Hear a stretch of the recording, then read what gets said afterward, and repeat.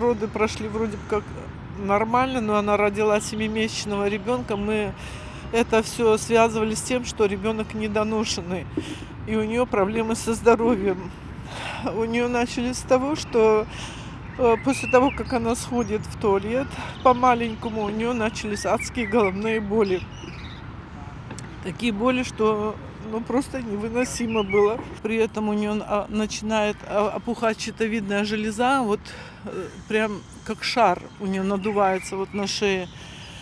И давление при этом приступе доходило до 250 на 150. Она не могла ни дышать, ни разговаривать, ни стоять, ни ходить. Она как зомби.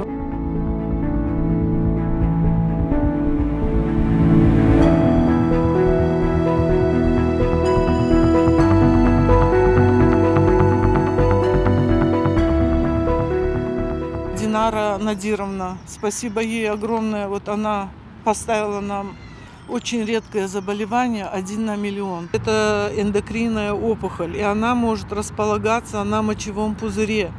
И оно поэтому так проявляется и дает такие приступы.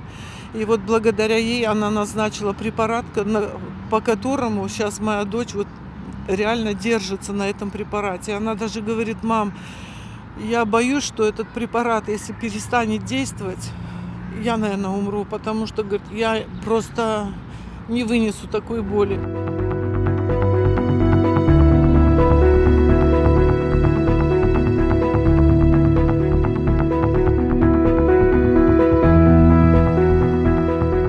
Нам сказали, что такую операцию онкологи делают только в больших городах, в Санкт-Петербурге или в Москве. Мы своим путем нашли в Санкт-Петербурге такую клинику, которая взялась врач, дала нам добро. Но нам необходима большая сумма денег, потому что эта операция очень дорогостоящая. Плюс заново обследование будут делать.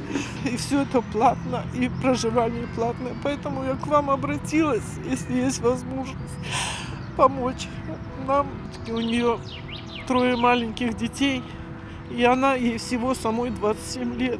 Я хочу, чтобы она жила и вырастила своих детей сама.